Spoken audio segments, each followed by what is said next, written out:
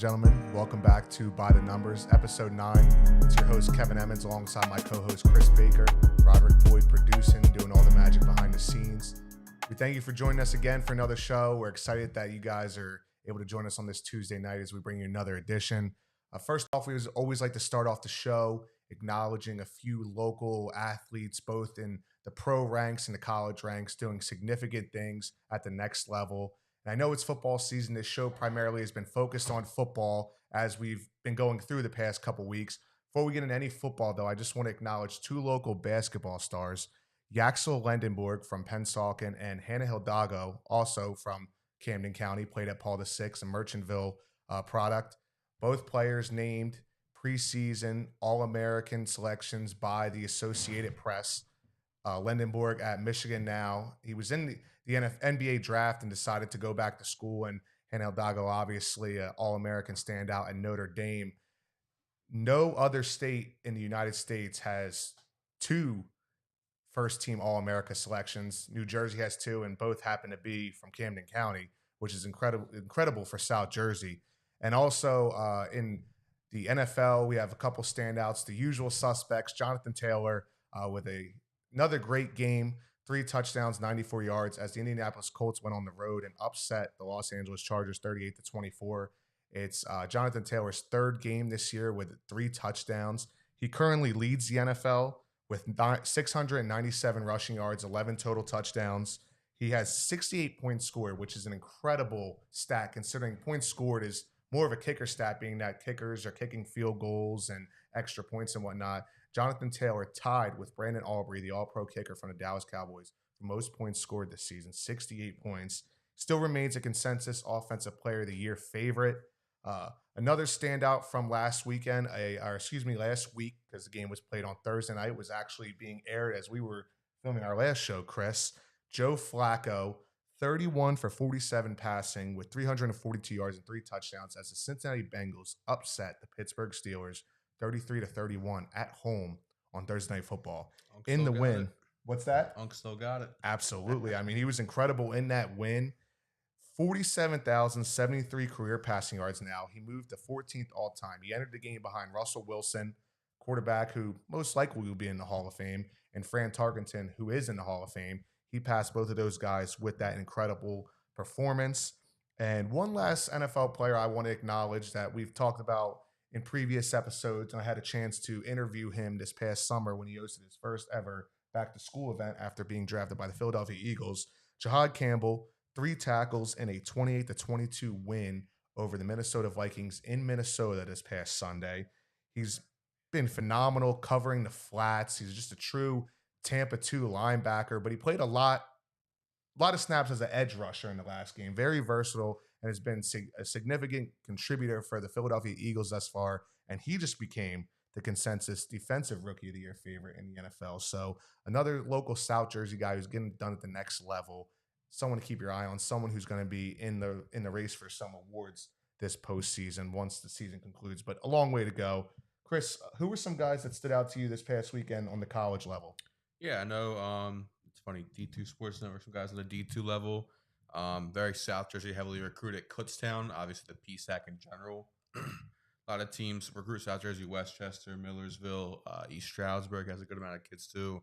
But Kutztown seems to be like the main PSAC team that kind of recruits South Jersey. Stephen Burkhart had 18 carries for 94 yards, 2 touchdowns. He's been on a roll the past couple weeks. I think he's kind of possibly taken over the running back 1 role there. And it kind of runs like a 2-back system. But also Luke Maxwell, I'm pretty sure is a fullback, had a rushing touchdown and a receiving touchdown. So Kutztown Golden Bears kind of getting it done up there out in PA. Yeah, I mean there's incredible team right now. You mentioned they're ranked very high in the country right now, and number 4 undefeated, and a lot of South Jersey guys getting the job done. So that's incredible for Kutztown to have early success like that. We have getting a little pause here from our producer. You still on college? Yeah, college. Yeah. I wanted to say this as far as the pros. So we got to give a shout out to Elijah Clark. Making his, he didn't make his debut, but he got a significant amount of playing time for the Cowboys. Wind up getting 2 tackles. Also, Ezaraku had 3 tackles, and Marquise Bell had 6 total tackles. So I wanted to, make a note of that because those guys, are doing their thing as well. Just wanted to put that out South there. Jersey, a lot of Eagles fans. So I know it kind of hurts probably some Eagles fans, South Jersey fans here and there for the Cowboys, but I know regardless, Yeah, and that's that's incredible to see 3 guys from South Jersey on the same team. And the Dallas Cowboys had a huge win this past week at home against Washington Commanders. That's a team by the numbers. That's a team I was all over the numbers. If you follow me on Twitter, you see I like to give some sports betting nuggets here and there. That was a team that opened the week as an underdog. I was like, go get them now. Yeah. By the end of the week, they're going to be a favorite. Sure enough, they swung to a favorite and they handled Washington with no problem. And as Rick mentioned, a couple South Jersey guys there making an impact. And him mentioning that, him stepping in to get that, mention that before we moved on, also makes me remember that Toronto Blue Jays just advanced to the World Series. Chris, I know you're a baseball guy. They got a couple South Jersey guys. Yeah, so, well, first off, their manager is from Central Jersey, technically. He went to Lawrence, played baseball at Lawrence High School. But yeah, they got David Schneider, who is a Eastern graduate, and Joey Loperfido, who is also a Haddonfield graduate. But a South Jersey guy's going to get a ring regardless because he played for both the Blue Jays and the Dodgers this season. Millville's own Buddy Kennedy played 2 games for the Blue Jays and 7 games for the Dodgers. So regardless, he's getting a ring.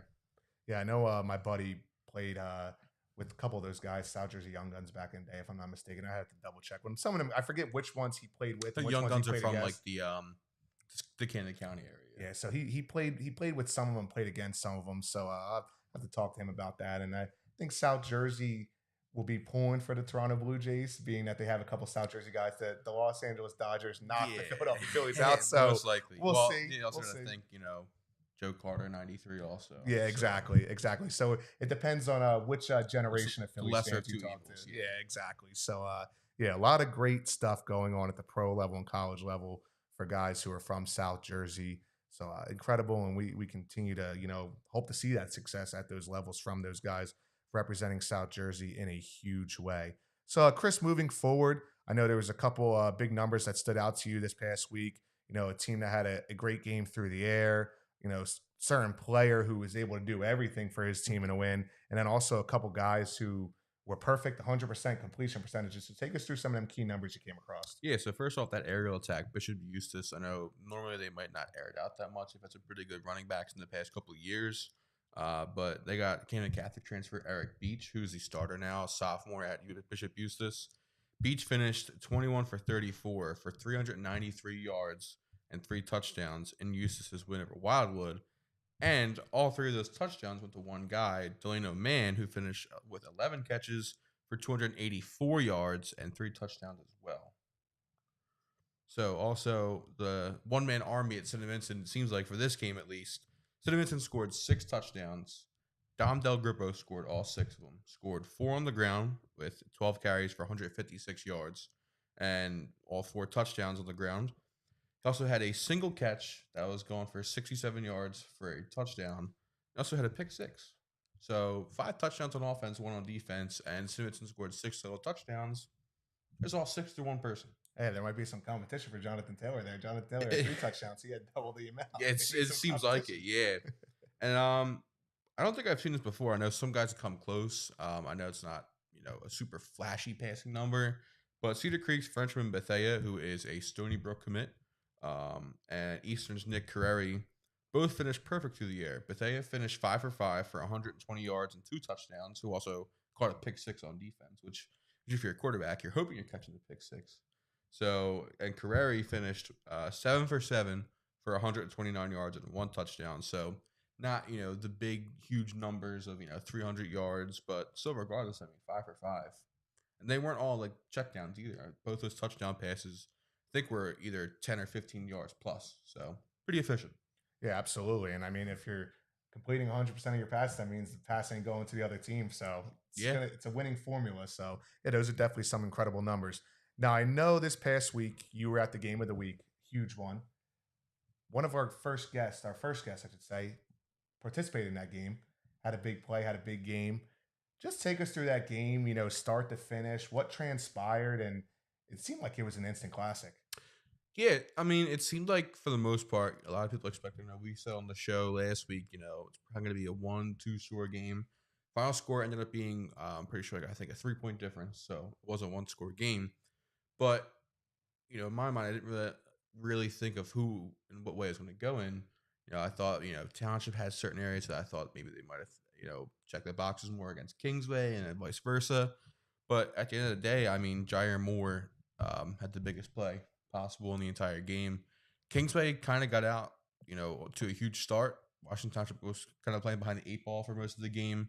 Township made a couple of comebacks. Kingsway, ended up extending their lead a couple of times, but Kingsway made the stops, or sorry, Washington Township made the stops when needed most, and they ended up with 2 like circus act plays essentially that ended up putting them in front, and they held on for the win.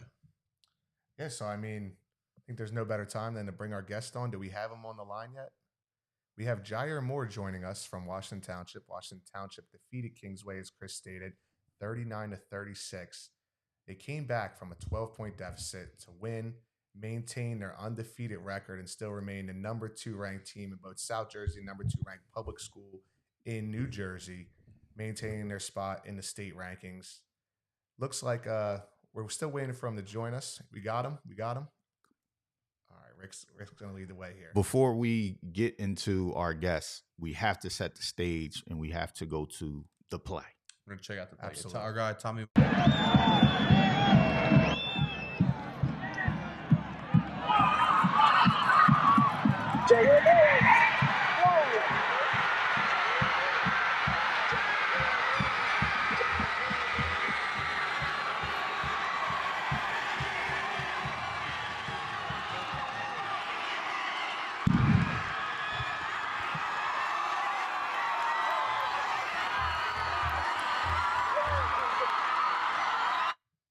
I mean, right there, you saw it. Quick little swing pass out to the side, makes a man miss, breaks a couple tackles. It seemed like they might have had him wrapped up at one point. Somehow just slipped through, cut across the field, found daylight, and he's got a pretty good story, which we'll talk about in a second because I don't want to spoil it right now. But Jair's story itself, I mean, he's been a force on defense so far this season. Has a couple defensive touchdowns. I think only one offensive touchdown heading into that, but his story, which we'll get into in a second, is one that a lot of people will probably like. Yeah, and I mean, that play was tremendous. I mean, obviously, you talk about the elusiveness there and being able to go score a touchdown that put them ahead and was pretty much the game-winning score. But also great camera work there by our boy Tommy Maxwell, who stayed with the play through the entire celebration and was able to capture that moment. We were happy to be able to capture that moment and now have Jyair Moore on the line. So, Jyair, can you hear us? Yeah, I can hear y'all. What's up, Jyair? Thanks for joining us tonight. Yeah, so as we said, you guys were down big in that game, down 12 points going into the fourth quarter, in the fourth quarter at one point. How are you guys able to just pull it together and pull out a huge win like that at home and remain undefeated? I think it's really having trust in each other, everybody having trust in, my teammates. Cole, stay calm, being the quarterback, and that was really big, like having trust in each and one of each other. Chris? Yeah, Jyair. Let's kind of talk about your story real quick. The past couple months heading into the season were a little bit difficult for you. I know you had mentioned that you had torn your ACL in last year's Williamstown game, big rivalry game. Took a little bit to come back, missed majority of your junior season, and then you come back in 8 months' time, which for an ACL injury, that's usually not many people can do that in 8 months' time. It usually takes about a full year for full recovery, but it seems like what Coach Ashman was talking about as well, that you hit the ground running and you put the work in necessary to not only come back healthy, but come back even better than before. Yeah, it was like, it really goes into my PT guy, Kyle, and also Coach Coop, who I've always been training with. They really stuck to me and really trained me and helped me get that back. And Jyair, when you experience an injury like that in the recovery process, I know mentally it probably takes, a certain amount of mental toughness to be able to just, stay mentally tough during that time, being that you can't compete, you're physically limited. What did you do to sort of help yourself get through that 8 month period? I know you mentioned physical therapy and, being blessed with a quick recovery. What did you do to just, mentally remain in the right place throughout that process? I was throughout that whole thing. I was really just trying to be involved with the team as much as I can.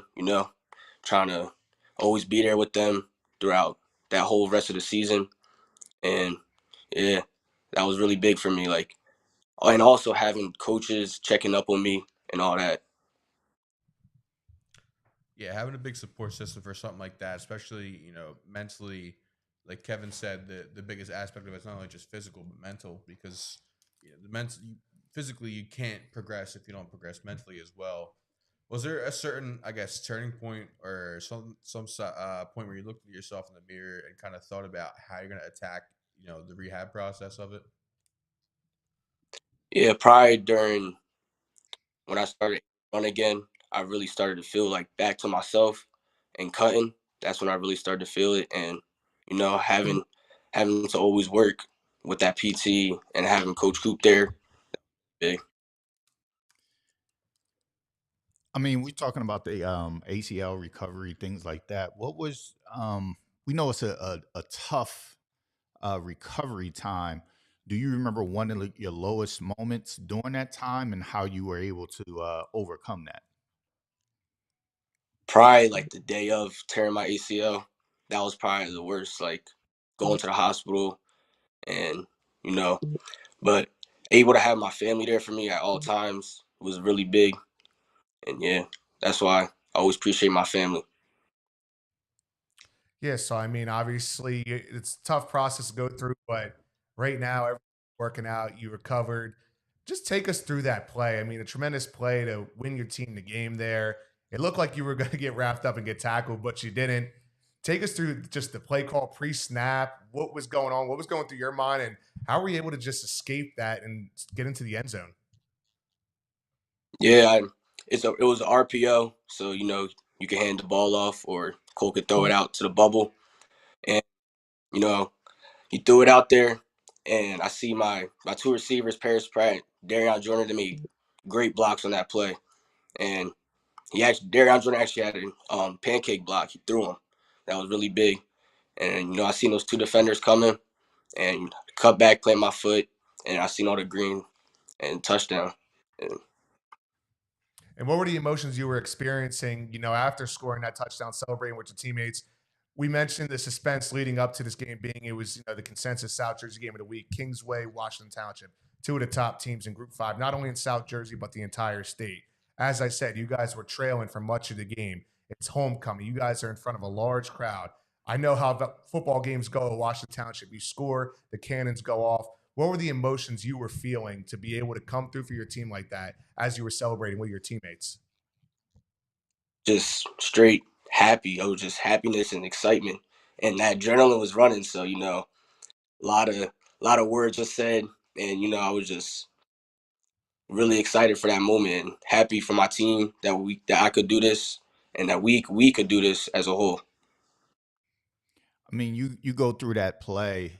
You said it was a RPO. So my question to you is breaking a huddle. I played receiver before too. So it's like, were you hoping he threw it to you, or were you kind of like, I'm gonna just play it by ear? Like, how were you feeling coming out of the huddle? I was really hoping he would throw it to me. It's up to the quarterback. And I know Cole trusted me from because we've been playing with each other for probably since we were 5 years old. So I knew he could trust me and I could trust him. Yeah. I mean, just watching the play, I was here. I had it on the big screen watching it, and I'm sitting there going, "Is he going to break it?" Because once he caught it, he got hit. He stumbled a little bit, and then he broke out of it. It was kind of like, this is crazy. I mean, that was we talked to your coach last week, and we were talking about games and good teams pulling out tough wins, right? So when you guys were down, what was the collective team mindset of trying to get back into the game, trying to get it going? Where because a lot of times people seem to press in that moment to try to make something happen. What was the mindset of the team?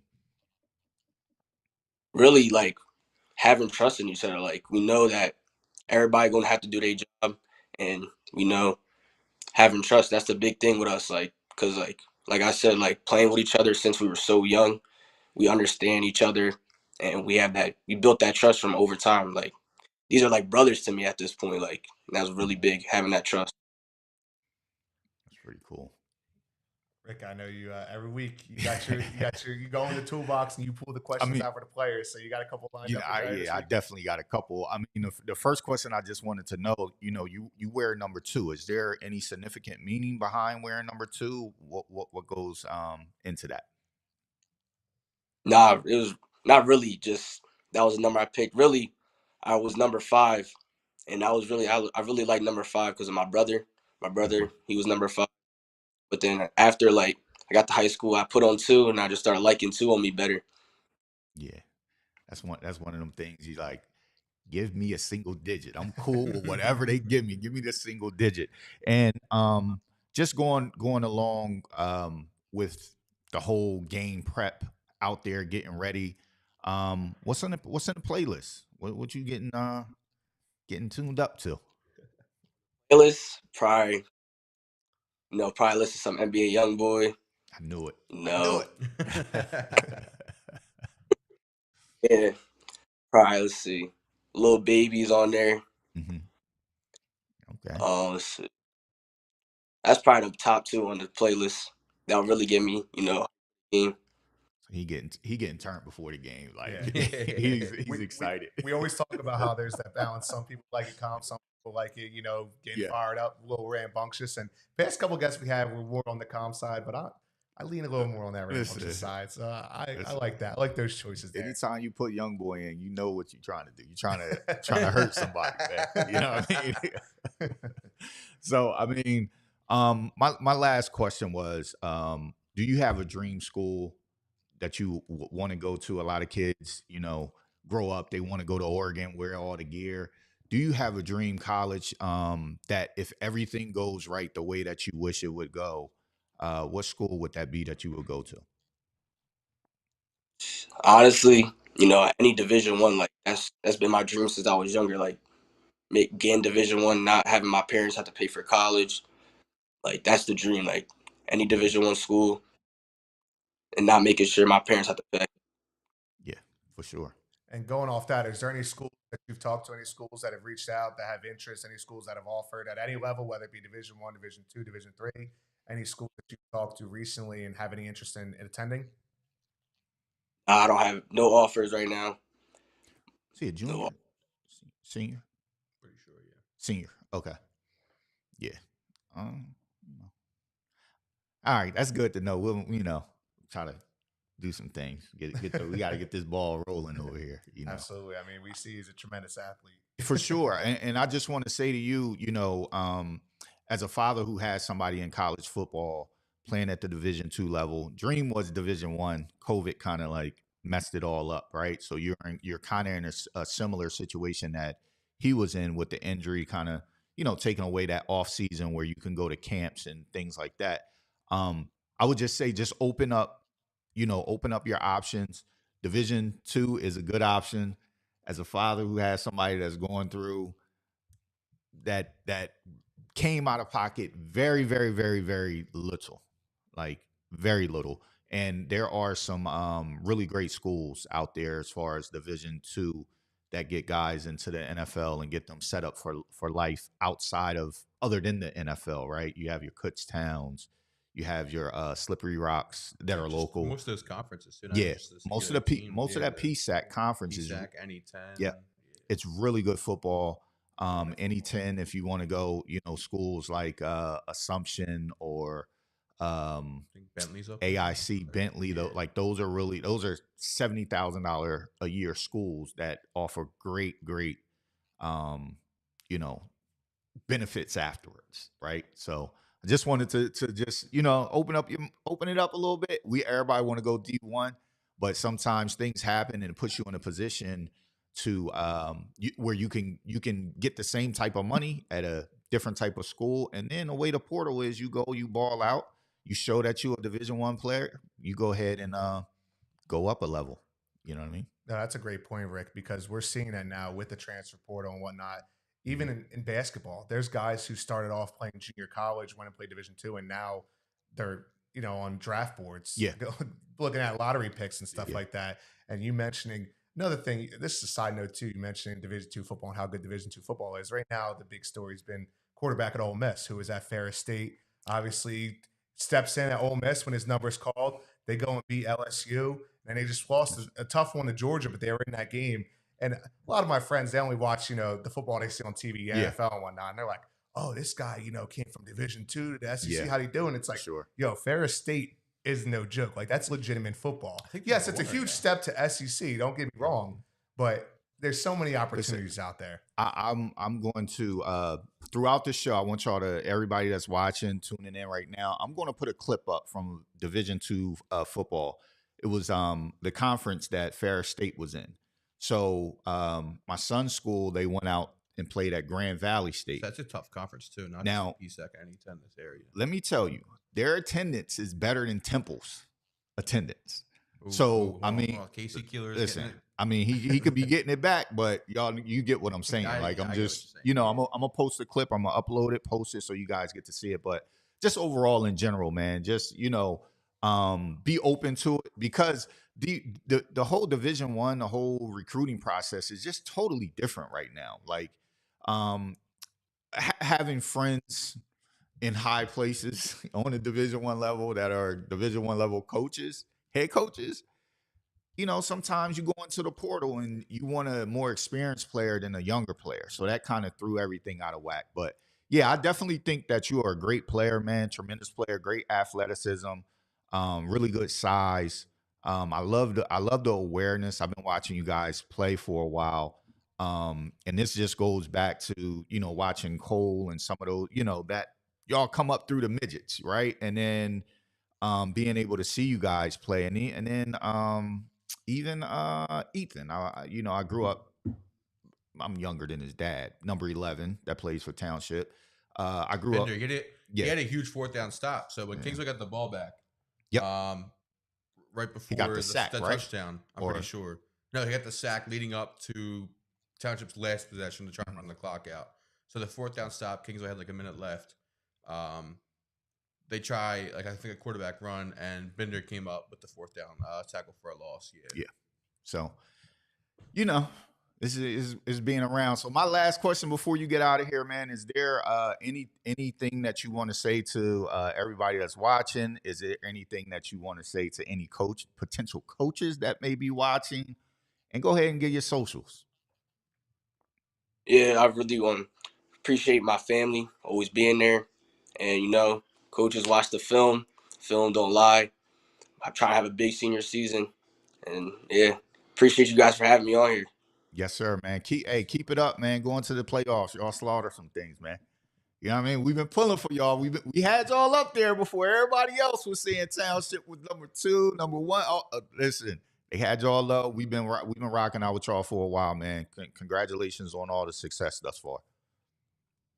Yeah, I just want to follow what Appreciate Rick said. We always like to tell people, congratulations on what you've accomplished. And I know the job isn't finished, so we wish you luck the rest of the way. And we thank you again for taking some time out of your Tuesday night. I know it's a school night, and joining us for a couple minutes, to talk about everything. So we appreciate it. Appreciate you guys for having me. Have a All good right. one. You too. Yeah, so as we're talking to Jyair, I'm thinking, as we mentioned in previous shows and in articles and whatnot, Washington Township right now looks like the favorite to win the Group 5 state championship. Now, say they go and win it all. This game that they just won in the fashion they won it in could really be that defining moment, where they look back and it's like, yeah, that was that statement win. That was that one where we That's the showed one we needed. we are a championship team. That was our state championship moment. And a lot of times people think that you're supposed to win by a large margin when you are in the top 5. But this is high school football. Sometimes you just need to be a good team and win the games that you're supposed to win. And everything else take care of itself. Like when it goes down in the record books, nobody's going to care whether you won a state championship by 2 points, 6 points, or 50 points. Mhm. Nobody's going to care. The only people that are going to care is you and your buddies. Yeah, man, we blew them out 50 points. But by the time you get, to be 45, 50, 60, that 50 points going to go, man, we blew them out by 100. Nobody's going to care, right? Yep. So at the end of the day, it's to go out and win the games that you're supposed to win when you're the favorite. And sometimes you're going to have those tough ones where you got to dig deep. You got to pull that win out. And that's what they did. Scoreboards don't last forever, but rings do. Hey. Okay, Chris. Okay. like Rick said, it's when that banner goes up in the gym, state champions, it might have the record on it and whatnot, but it's not going to have those scores on. Some schools might get fancy and get the scores of every single game and whatnot, but as you said, a win's a win. If you got that township money, that ring might say the score of the state final too. And also going into that game, Kingsway has been playing tremendous. They've been one of the hottest teams in South Jersey going into that game. So for Washington Township to find a way to win, that's what good teams do. You see it at every level. You see teams, someone will say, watch their favorite team play in the NFL or in the NCAA and say, we didn't look good. We only won by 4 this week. Guess what? Good find ways to win. That's what Washington Township did this past week. So, got something to add there? We got another guest ready for us? He's here. Before we introduce our next guest, I just want to move forward and talk about 2 games I was at this past weekend very briefly. I started off over in Paulsboro for West Defford and Paulsboro, a game we talked about a lot on the last show. Mayor's Cup. Going into that game, West Defford had won 13 out of the past 22. They've now won 14 of the past 23 with a 14-0 win over Paulsboro on the road. I was impressed by the way that West Defford controlled the game. Obviously, they operate with a wing tee offense early on. They didn't score on their first drive, but they took a lot of time off the clock, and their defense was very opportunistic.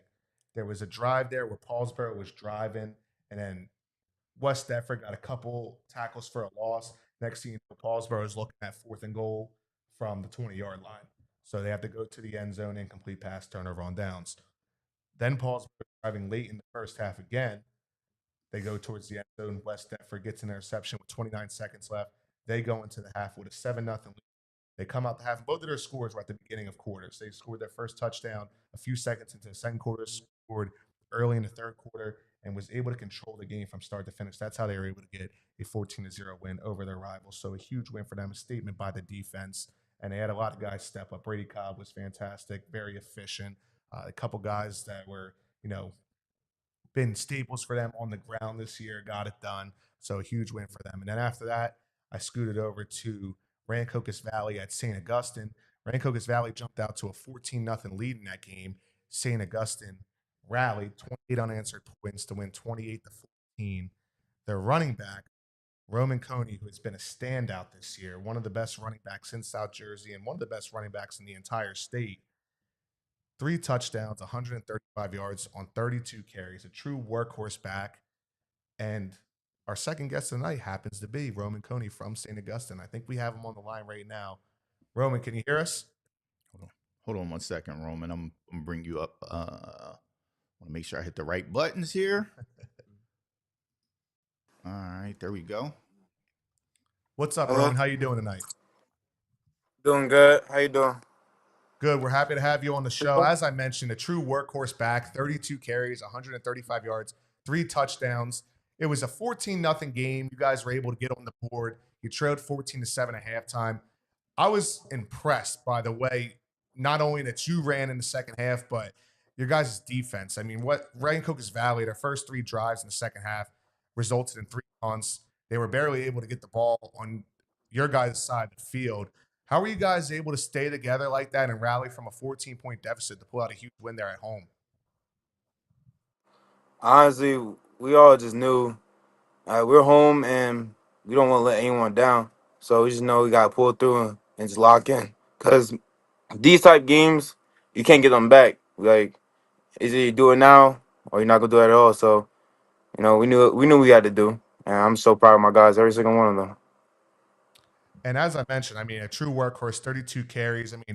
Looking at some of these stat lines you've had this year, 167 yards, 2 touchdowns, 179 yards, 3 touchdowns, 184 yards, 4 touchdowns, 151 yards, 2 touchdowns, and as I mentioned, 135 yards and 3 touchdowns last week. And these are all against quality opponents, Chris. Talking Cherokee, Paul the Sixth, Rancocas Valley. I mean, I know the past couple years you were sort of spelling Julian Turney, who's a tremendous running back who's playing at Division One level. What did you learn from that role that you were in, and now being able to capitalize with this opportunity of being the true workhorse back, getting all these opportunities? Say it again. I couldn't. His signal went out, went in I and couldn't out. hear you. Can you hear me now? Hello? You got us? Yes, sir. I hear you now. Yeah, Yep. so I was just saying, I mean, looking at some of these stat lines you've had the past couple weeks, I mean, rushing for nearly 200 yards, a couple touchdowns against the quality opponents you guys are playing. And I mentioned how in previous years, I know you were getting carries, but you were sort of spelling Julian Turney, who's playing Division One football himself now. What did you learn from, that role that you were in before, sort of being that RB2 and now having the opportunity to be the lead back? How did that sort of prepare you for, being where you're at right now? Just always keep my head down. Keep working when no one else is, and just you know, always going hard. And like I'm never gonna like give you 80%, 90%. No, it's always gonna be 100% or more. So just keep my head down and pushing because I knew when Turney was here, he always worked hard. So I knew I had to do the same thing. It's ironic you mentioned head down because there was a couple plays there where he put his head down and he ran through that line. It's sort of similar to the Uh, play that Jyair Moore had to where he helped Washington Township win that game. It's a couple runs that Roman had where he scored a touchdown where it looked like he was going to just get tackled and he just emerges from the cluster and finds the end zone. What skill set, what talents is it that you think makes you such a special runner? What are your strong suits on the field? I say my elusiveness and not going down. It's gonna take more than one to take me down. So I'm gonna say that and my speed sound pretty fast and my strength too. So I say all of them really require my skill sets football. Yeah. It looked like you had some on your mind over No, there, I'm right? just I'm Oh, I'm listening to my him. phone had fell. Nah, you good, you good. I mean, you talk about your elusiveness and all of that stuff. We first got a chance to see you at the one of our combines that we had, right? Where we up Yeah, I close and remember that. personal. You remember, right? So, Yes, um, sir. just take me back to that time, eighth grade. You're one of the top eighth grade players to come out. You're shopping around, trying to figure out where you're going to go to school, things like that. Take me back to your eighth grade year. What were some of your goals and going into high school? Honestly, to start anywhere on the field, wherever they needed me, wherever I was gonna go, that's my goal is try to start off rep. So I say that I obviously try to get at the running back position, but someone was there, so they moved to defense, and I started at linebacker. So definitely one of those. Yeah, elusiveness, right? Yes, sir. Agility, strength, power. When I say those words, you often think of um power backs, right? But if I say those words and I'm talking about another sport, what sport would it be? Roman, what sport would it be with power, elusiveness, speed, quickness, agility that would be used that may be in your background or somebody in your background? Um, mm, my dad was a boxer, so Okay, he okay. always had that.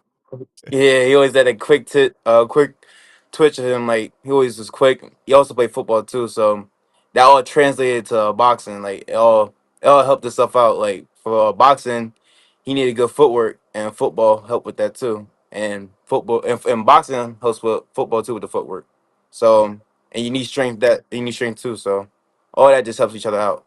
Yeah. Really, I had to throw that out there because I know your that's earlier it. years, your dad was training you a little bit, right? You were into it, but some of those skill sets translate to the football field. I wind up playing football with his dad. That's how like it's crazy how the world turns and goes. And when it's in a group chat, who the guest is going to be, who we want, and you get a little older, you start forgetting, and then you have to look at the picture. You're like, oh man, I know. So so if there's one thing that you want a college, oh yeah, by the way, that 8th grade the combine we had, a certain coach was there that wind up offering you. How was that to get the call from Syracuse, from Temple, from different schools that wind up offering you? How like take me to that moment when you got your first one. uh, no words, or I couldn't even talk for like at least 20 minutes. I was just so blessed. I just thank God, honestly. But just going through that process, waiting and being patient, and I just enjoyed every second of it. I couldn't imagine anything better. So a lot of times we've heard stories of people getting those offers and then they kind of start taking it a little easy. Um, what keeps you hungry to get more? Family, seeing my mom and dad work. My brother, he doing his thing with his guitar, and I know I gotta contribute too. So I can't be slacking. So I got this football. If football is my thing, that's what I go 100 at. So I'm just not going. I'm not gonna stop. I'm not gonna just give a little effort. No, I'm gonna give 100% effort at what I'm doing. So, yeah, Did you that's just what I'm saying. mention? Did you say? Did I hear that correctly? Your brother in Qatar. What's the story behind that? Yeah. My brother been playing guitar since he was at least 4 or 5. He even playing at bands, churches. Yeah, he's really good. So I had to see that. Oh, that's awesome. That's incredible. Yeah. So, now where are you from? Are you an Atlantic County guy, or do you travel a little bit further to St. Augustine? And do you have a lot of support from your hometown family and friends? I mean, obviously from your family, we know you have a lot of support. But where are you from, and do you have any friends there that support you? And what's it like? Still representing your hometown? Because I know St. Augustine, obviously an all boys school. Tremendous athletic programs, tremendous academics, but everyone sort of comes from all over South Jersey to go there. So where are you from, and how special is it to be able to represent your hometown? All right, I'm from Winslow Township right now. It's about 40-30 minute drive, and everyone here, like in my neighborhood, they all know I go St. All, and they all support me. They send me messages before the game, telling me, you know, play your heart out. So I just think I appreciate all of them. So, and plus my family too. My mom, my dad, my brother, they tell me every day, keep God first and always play your heart out. So, yeah. Hey, that's great advice, and it's great to have a tremendous foundation as you have. Chris, I know you've seen Rowan play a couple times. You got anything for Rowan? I think you guys all hit it on the head. I know, Rod asked pretty much everything possible. You asked everything pretty much possible. I guess I'll kind of add in. I know obviously you have the Syracuse looks. Anything else? I guess probably in your backpack so far, offers wise. I know you're only a junior, but I know junior year is usually one of the biggest years for recruiting wise. The off season, heading into the senior year, the training, the film, the grades, the everything else, pretty much. What else besides Syracuse have do you have so far? Besides Syracuse, Temple, and Rhode Island. Um, Besides that, none. I'm in talks with some other schools, but besides them three, those are the only ones that have really been talking to me so far. I'm hoping for some more to come. That's three good choices though. Yeah, Yes, sir. Absolutely. Rhode Island was, I think they might have won a championship last year. And nice. Yeah. was it last year or the year before? One of the years. But they do have a history of South Jersey Yeah, they have a running pretty backs big though. pipeline. And Yeah. then, Temple is starting to turn over with that program. They're going to get back on track. And then we all know what's going on up there at Syracuse with, Fran and the South Jersey pipeline. So those are three pretty good options, man. I'm gonna just say, you just keep doing what you're doing right now. Keep your head down, keep working, continue to Sir. put on weight. Schools love weight. That they can't get Yeah. enough of that. Yeah. And sticking to school. But I just wanted to ask you, a lot of people don't understand the how much it takes to go to a private school and all boys school at that. So what's the typical day like for you? Morning until you get back home. So yeah. take the bus, get it there, probably get some breakfast. And honestly, during like we have like this little community time, I kind of meet with some of my teachers, and they're all very nice, all very cool with me. Uh, they talk to you about homework, if you're struggling anything in classes. So he's getting also give advice in like life in general, not just school. So I say that after school, go straight to practice, um, and then we go home. It's not no really distractions, honestly. That's what I say is like the main part of the school. Is that? I mean, here I do hear that from some of the guys that have gone to St. Joe's Prep. I mean, not St. Joe's Prep. I'm sorry, I didn't say it the wrong name. You know what I mean? We To have the, allowed to, no comments now, they Rod. gonna get me. Don't get me. I'm Wrong sorry. word. I apologize. You know, a lot of my friends, their kids have gone to St. Augustine Prep. Let me say it right. There you go. And they've all said about the community. They've all said about the no distractions. Is that a big thing for you? Is that like one of the biggest thing that you noticed about being at the prep? Yeah, connections wise is crazy over here. We this year we had gotten he was a former player, Kevin Quinn. Mm, He helped us out tremendously with the recruitment process. I couldn't even explain it. He gave us we had a camp set up in the summer that helped a lot of our players get noticed from some colleges. So definitely, and then yeah, the rest with Coach Pete with his connections with other top schools. Yeah, that's pretty much a lot. There's a lot of schools that they have connections with.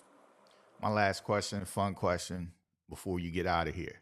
You had to pick Okay. one teammate to take a 24-hour drive across country, but they control the aux cord. Ooh. What teammate would that be? Threw you a curveball. All right. Who controlling the aux? um, Throwing out. I'm gonna have to say Cameron Green. Since we both grew up with each other and we got the same taste in music, he one of the linemen. He going to Rutgers. Mhm. Yeah, we both based like the same music, so I'm gonna have to say him. I guess. I don't know Okay. anybody else. Okay. That aux cord is critical. Well, when we Yeah. say you like the same music, what kind of artists are we talking? I'm gonna say this is kind of like underground. Is Lil Tony or Raw Wave or Mm. Drake or them type of artists we just listen to daily. Yeah. Rod Wave, he's flaming hot right now I as think he's coming far to as Philly soon too. I'm pretty sure. yeah. December. Yeah, concert. Yeah. He just was talking about he was on Joe Button podcast and he was talking about how he was making I mean, this is numbers I can't even think about, but he was making 200,000 off of his merch and he Dang. took it over and started doing it his own way and then he started making 24 million a year off his merch. So that just tells you the magnitude of an artist that Rod Wave is. A lot Rod of Wave, people if you're like him. watching, let me know Right. in a couple bands, please. We all need that for sure. So, Hey, well, Roman, we appreciate you taking the time out of your night to join us. Tremendous, conversation with you, getting to talk about, college process and also just, the camaraderie you have with your teammates and also just, the football aspect of it. So we appreciate you taking time out of your night and join us. And as I tell everyone that joins our show, I know the job isn't finished. So we congratulate you on everything that you have accomplished thus far. And we wish you the best of luck the rest of the way and hope you continue to hit, every one of your goals. So thank you so much for joining us. thank you for having me, y'all. Yes, sir. Thank you. All right. Talk to you. Talk to you. So two more great guests tonight. Two, well-spoken young men who, were able to take us through the big games that they had, the relationship and bond that they have with their teammates and coaches and whatnot. So it was definitely interesting to talk to those two tonight. Yeah. Before we kind of move on, I want to get to the two things that we talked about so far. So the guests. So Division Two wise, there are two schools we've talked about in the top three, at least from D2 football.com's rankings. Mentioned Ferris State, they're number Mhm. one right now, undefeated in the country, and Kutztown number three, also undefeated. A couple other schools in rankings too that like South Jersey kids have gone to or at least have connections to.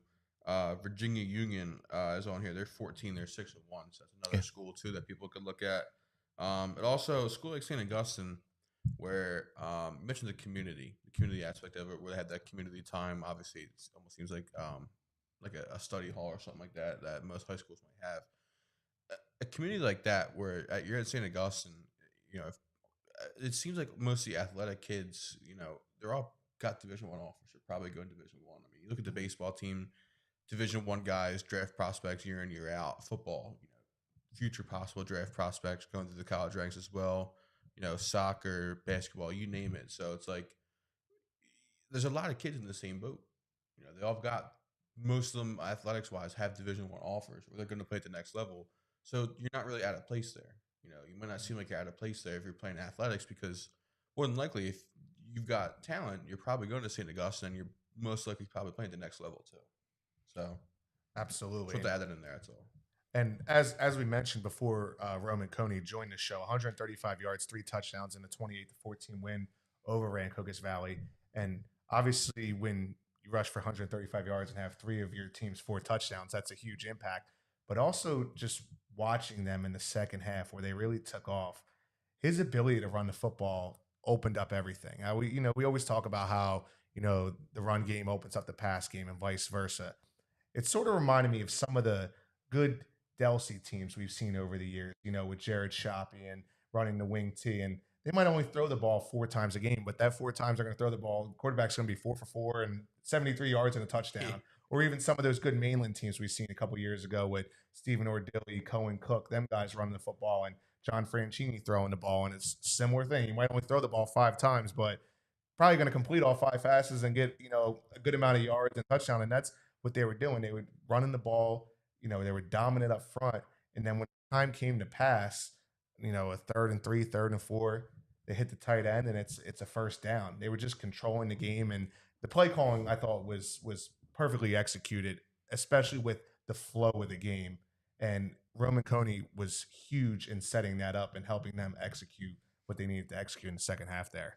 I think a lot of times it goes to stability, right? A lot of teams, you're trying to figure out what their identity is. St. Aug has an identity. Roman's going to run the rock. They're going to establish the run somehow, some way.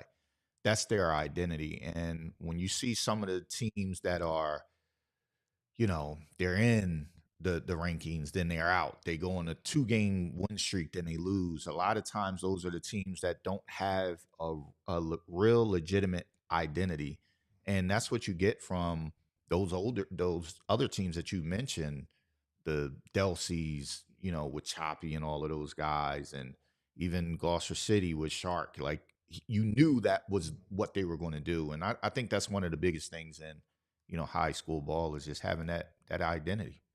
Yeah, absolutely. And like I said, they were up a touchdown late in the game, and then eventually they just took a shot downfield and 31-yard touchdown, put it away late in the fourth quarter, 28-14 game. And as I mentioned also before Roman joined the show, was I defined it as a defensive masterclass. I mean, well, I think I actually mentioned it when he was on the show. RV's first 3 drives in the third quarter, 3 punts, and then they weren't even getting across midfield. And in the first half, the run game was tremendous. They were pretty much running the ball at will themselves. Mm-hmm. And it's just a testament to the adjustments that St. Augustine was able to make and just staying together, even though they were down 14-0. Because, I mean, the defensive line was controlling that game. I mean, they were putting so much pressure on the quarterback that, he had no time to throw. I mean, Mm-hmm. every drop back, there was someone in his face. So he's forced to just get the ball out, and that might lead to, him overthrowing a guy, throwing behind a guy. There was a couple throws where he made the throw and it just, hit off someone's hands just because there was so much pressure in that situation. Right. So I thought that was a statement performance just by St. Augustine all around. As I said, just very official on offense. They were capitalizing each drive in the second half there, and the defense was tremendous. So a great game there. And that's, I believe, 3 wins in a row for them, and they're at 6-1 right now. So a huge win for them. They've only lost to Winslow this year, and it was a 19-6 game. And obviously, goes without saying, Winslow is the top-ranked public school in the state of New Jersey, #1 team in South Jersey. So for that to be your lone loss on your resume, especially with the schedule they're playing, St. Augustine definitely in a good spot right now. So moving forward, it's time to turn the page on last week, talk about this upcoming week. This is the last regular season week for public schools in the state of New Jersey. So there will be some games played this week with division title implications. A lot of games will determine playoff positioning. The cutoff for public schools will be Saturday, the 25th. And according to New Jersey State Interscholastic Athletic Association's website, tournament seedings should be finalized Sunday, October 26th. So this time next week, we'll be discussing the playoffs and whatnot, but we still have one more week of the regular season to go. So a couple games to watch, and we'll be at this week. One that stands out to me is a Thursday night football matchup. Willingboro with a 4-4 record visiting Seneca with a 6-2 record. Thursday night, 7 p.m. in Tabernacle. These two teams have met 3 times since Seneca became a program in 2004. They actually played in Seneca's first season. Willingboro won in 2004 and 2005, and then Seneca won the most previous meeting in 2024, 19-18. So a great game there. And that was the one game Seneca quarterback Anthony Tirico did not play in last year.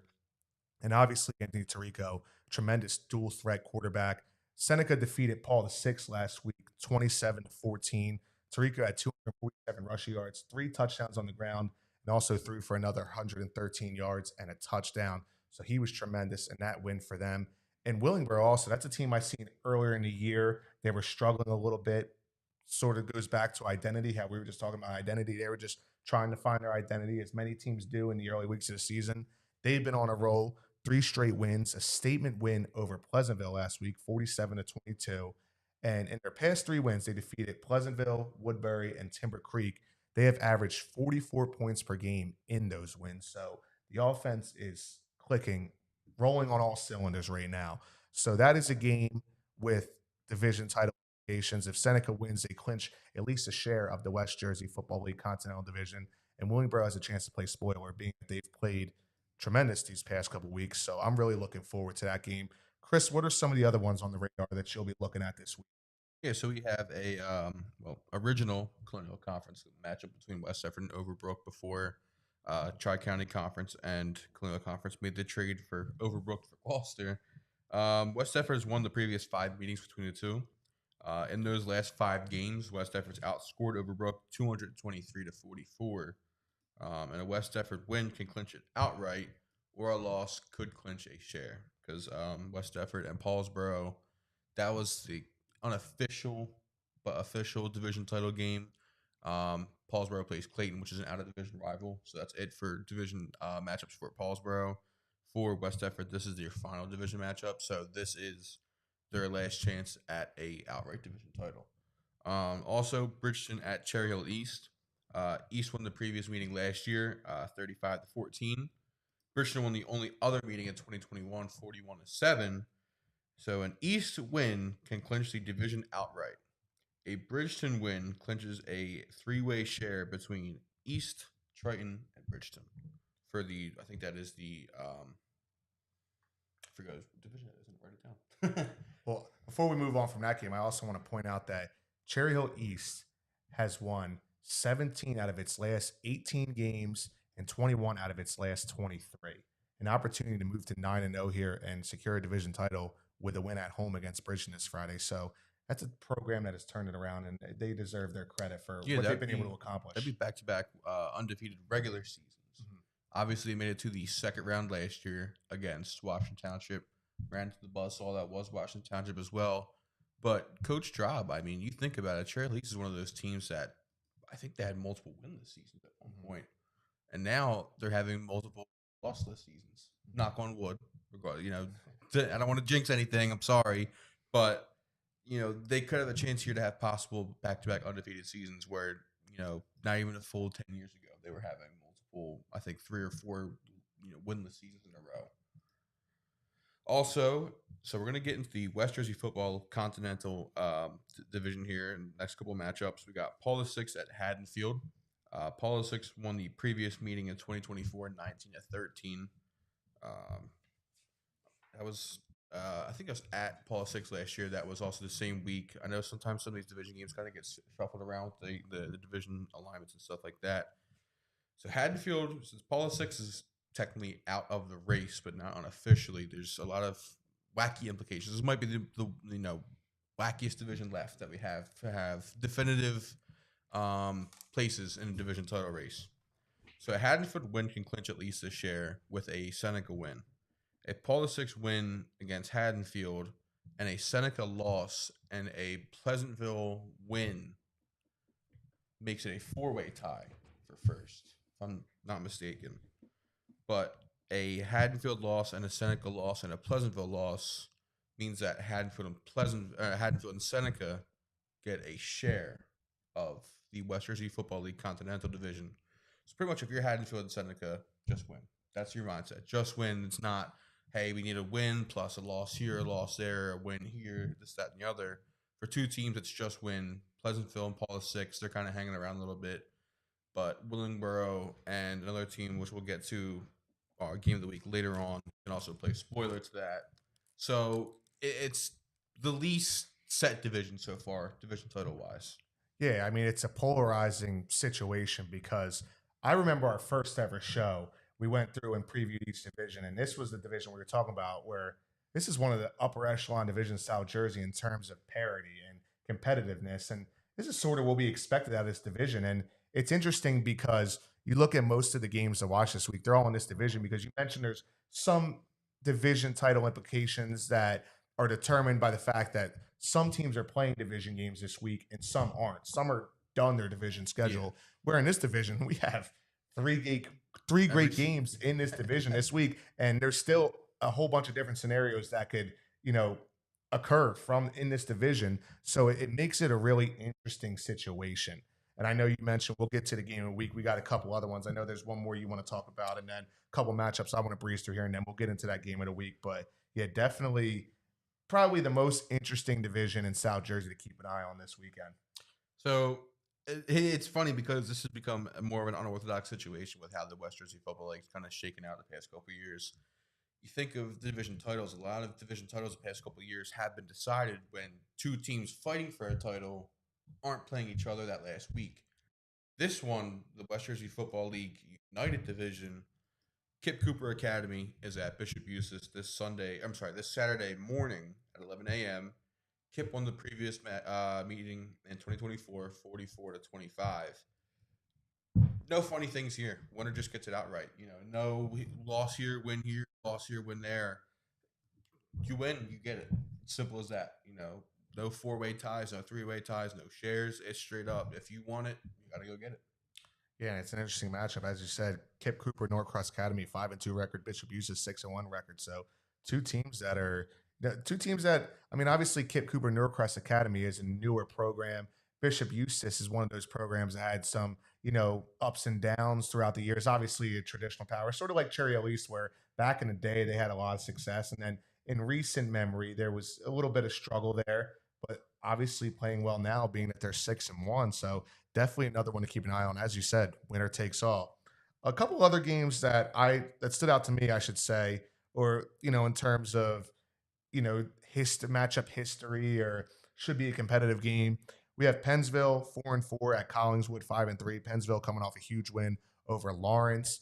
Collingswood rallying for a win against Camden Catholic. They were down in that game, rallied and scored, I believe, 16 unanswered to win 28-24 there. So two teams reeling right now, and both Collingswood with a winning record, Pennsville with an opportunity to get a winning record here. So that's definitely a game to keep an eye on. Wildwood 3-5 at Buna 2-5. That should be a good matchup. This is an underrated matchup in my opinion. Right here in South Jersey, we have Gateway at 5-3 at Pittman at 4-3, and I think it's a little underrated just because of that matchup history. I'm intrigued by going back and looking at two teams and seeing how often they've played and when they played and whatnot. So Pittman has won 3 in a row in the series. They've won 6 out of the last 9. Gateway's last win in the series was a 42-7 decision in 2014. So two small Gloucester County programs, both with winning records. Gateway 5-3, Pittman 4-3. Not much of a distance between them. there may be guys on each team that know players from the team. I know these teams meet up, in other sports here and there. Both groups of Shout schools. out in baseball. I know that. Yeah, TWP and so their coaches over there at Gateway have they've played in the Jim Kelly tournament. Or no, I'm sorry, not Jim Kelly, Joe Lang tournament in okay. baseball that Pittman hosts every year. Yeah, so I mean, those I'm always a fan of those small town local rivalries because that's what high school football is all about. So that's a matchup on Friday night. I'll be keeping an eye on. And another one is Shalleck. Well, this is moving on to Saturday now. Shalleck at 2-6 will be visiting Woodbury 3-5. Shalleck has won the last three meetings, which includes a 27-16 win last year. The two times they faced before that was in 2005 and 2003. 2005 was a first round playoff game, South Jersey Group 1 bracket. Shalleck defeated Woodbury 15-12. And then they met in the 2003 South Jersey Group 1 final. Shalleck won 21-6. So obviously those guys from the 2003 team, 2005 team, they're not playing anymore. But a little bit of matchup history here, and each time these guys have played, it's been a fairly competitive game. So two teams that have had success in the past are a little bit younger now, so a great opportunity for one of those teams to come out and earn a statement win. And then another game on Saturday, Pennsgrove, who's winless, still searching for their first win. They'll be visiting Salem, who is 4-4. Two teams that are very familiar with each other, not separated by far down there in South Jersey, Salem County. Two teams that we used to talk about often when we would talk about the sort of the identity, the brand of blue collar South Jersey Group 1 football. It used to be Salem, Pennsgrove, Paulsboro, Berry, Woodtown. It's just a thing you have to be from South Jersey to understand. Just that small town backyard football. I mean, a lot of those games are 7-6, 8-6, 6-0. And I'm always a fan of a nice, backyard brawl like that. So that's definitely a game that I'll be keeping an eye on. That there's a lot of history between those two teams. And, two teams right now sort of on opposite ends of the spectrum. As I said, Pennsgrove looking for their first win.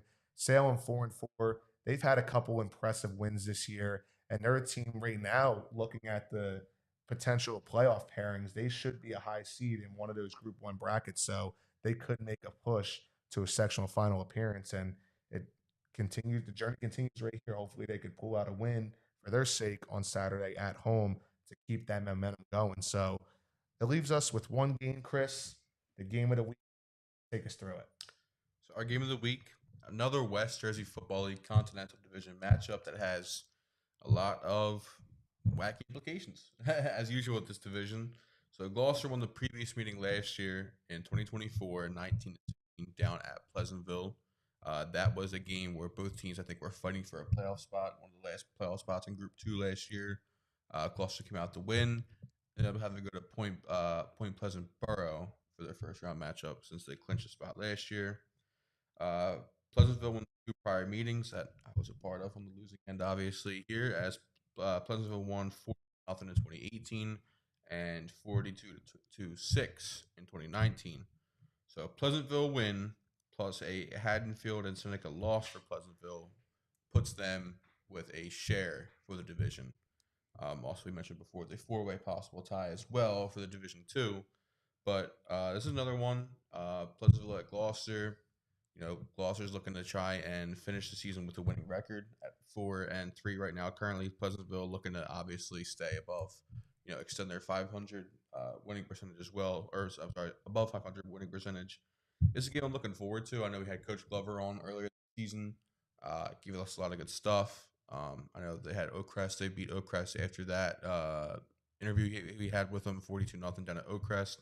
So Pleasantville's clearly not afraid to go on the road and play anyone anywhere. They had a big road win at Haddonfield. I think it was 6-3 earlier this season. So they've played pretty much their entire division fairly tough.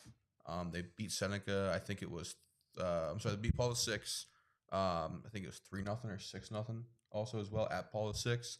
So they've played the division very tough so far this year, and I think that Gloucester as well. They have a chance to play some spoiler here. I think they're just 1-3 in the division. So a lot of stuff on the line here between these two teams.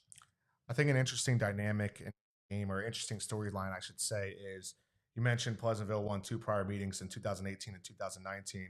Coach Elijah Glover, who's in his first year leading Pleasantville, was on that 2018 Yep. team. So that's interesting. They haven't won against Gloucester in 6 years. So now it's an opportunity for him to come back and be a part of possibly a win in a different role this Yeah. time. And also another interesting storyline dynamic of this game is the fact that both teams are coming off such huge losses. It's not where we have one team coming off a win trying to keep that momentum going and another team coming off a loss and it being a get right spot. It's really a get right spot for both teams, Yep. especially with the playoffs next week. Pleasantville, I know, group 3 this year, so they'll be competing in the group 3 playoffs. Gloucester is still group 2, if I'm not mistaken, correct? Yes. So definitely a get right spot for both teams. And someone's got to win, someone's got to lose. So that'll definitely be an interesting game to keep an eye on. Chris, I know you're a Gloucester guy. You've been around the program. You've seen them earlier this year. They're hosting Friday night. What are your takeaways from what you've seen from Gloucester this year, and what do they need to do to come out on top? Well, I will say as well. Also, it's funny, but to mention the storyline. In Rob Bryan's first year at Gloucester, we played Pleasantville, and that was one of Coach Glover's. That's his senior year. I'm not sure if that. I don't think it was their first game. To know it was either week 1 or week 2. We played them. I don't know if they played week 0, but it's almost like a full circle moment for Coach Glover. Try and get better for the playoffs right before the playoffs start in your first year as a head coach on the same exact field in the same exact stadium where you picked up a win as a senior in high school at that time. So it's almost full circle. But I think for Gloucester, they got to impose their physicality. I know Pleasantville, it seemed like kind of struggled with that against Rancocas Valley. I know Gloucester and Rancocas Valley aren't the same size. I don't have the same personnel. But regardless, it seems like when Rancocas Valley needed it, once Adams went down in that game, they leaned on their physicality, leaned on running the ball, leaned on, trying to kill the clock. Because Pleasantville, they got a lot of athletes, a lot of speed, a lot of athleticism. So for Gloucester, their wing T, not in their favor, but you know, the dice can obviously roll for a fairly good hand there. Yeah, and another nugget by the numbers. Pleasantville losing to Willingboro had a 3-game win streak snapped, and you mentioned the win over Haddonfield 6-3. They defeated Paul VI 6-0. I know that one was at Paul VI. That was an impressive win. In that 3-game win streak, they scored 94 points, and their opponents only scored points. I mean, that's that's saying something. Yeah. So I mean, the defense has came to play in multiple games this year, and then obviously allowing 44 points last week. So that's an interesting nugget. 94-3 is pretty lopsided.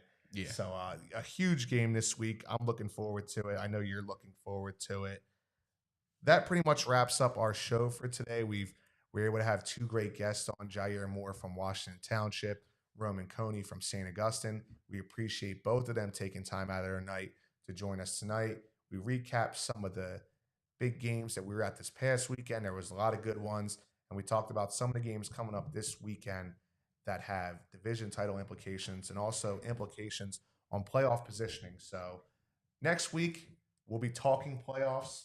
By then, Playoffs? Playoffs? it's that time already. I know we say it every year. They say time flies when you're having fun. Obviously, we all enjoy football, and it's crazy that the regular season is a couple of days away from being over for public schools in the state of New Jersey. It's not even Halloween yet. But don't worry, I looked at the calendar. We still have a whole month of high school football with playoffs and sectional playoffs, state semifinals, state championships. So we're not there yet. We're gonna enjoy every moment that we get of it. But it is crazy though every year how it seems like it goes faster and faster. But it's just how the sport is. Teams play once a week. Even like in the NFL has 2 more weeks of the regular season, and they're at the halfway point. But I feel like, this is more of an illusion, but it feels like the season feels kind of expedited in the NFL, being that they have Thursday night football now. There's multiple games on Monday, so it's never ending. Monday ends, and you're already on to the next week. In 3 days, there's another game. So it seems, for me, it's like I said, it's an illusion. I mean, time is moving at the same speed, but it just feels like the process is sped up when you're playing games or in the week and whatnot. But we're not to the end yet, so we're still enjoying it. Rick, Chris, anything you guys want to add before we leave? Nah, man, get out, enjoy the games this weekend, support the young kids and the schools. Just have fun with it, man. I have to get my wisdom teeth out tomorrow, so that's fun. Um, All 4 of them taken out. I've done 2 at a time. They went all 4 at once. Oh man, I did all 4 at once, but it wasn't a bad experience for me. But mine wasn't that bad. I was like an outlier. A lot of people I talked to, it was like, it was a terrible experience. For me, it wasn't that bad. I mean, the day of, it wasn't fun, but it was a quick recovery for me. It wasn't as bad as most people make it out to be, at least for me. But that kind of thing varies person to person. Yeah, so we wish you luck with that. Yeah, they told me you weren't supposed to drive home, man. I got a car while I still was driving. You know what I mean? About like, that. I'm telling you. My dad's taking me. Thank you. I'm telling you, man. Listen, some people it does hit hard. I didn't get hit hard by it, but you know, hey, man. It's the way like the one tooth's like the only one that's gonna give me problems. It's like in my sinus, like close to like my sinus. So got a lot of extra work to do after to take the teeth out. So yeah. Well, we hope it goes well for you, man. At least tomorrow's only Wednesday, so you should be all ready to go by the weekend, right? Yeah, I got off work Thursday and Friday, but Friday I'll be out. So sounds good. Well, we thank you guys again for joining us, episode 9 of By the Numbers. Make sure to check us out at d2sportsnetwork.com. New article dropping tomorrow that previews some of the top games in South Jersey this week. There'll be a lot of numbers included from there that we talked about on By the Numbers, and also some numbers that we didn't get to tonight. And also a full schedule included. Always go on our website, check out the full schedule for the weekend, see if there's a game in your area. If you're looking for something to do Friday night or Saturday morning or early afternoon, there's a whole schedule there so you can plan your day accordingly. We're happy to help you out with that. Make sure to check out our amazing photographers and videographers over at D2 Sports Network on Instagram. Reach out to them. They'd be happy to come out to your games and provide any services needed. They do a tremendous job. And again, we thank you so much for tuning in tonight, and we look forward to seeing you next time on By the Numbers.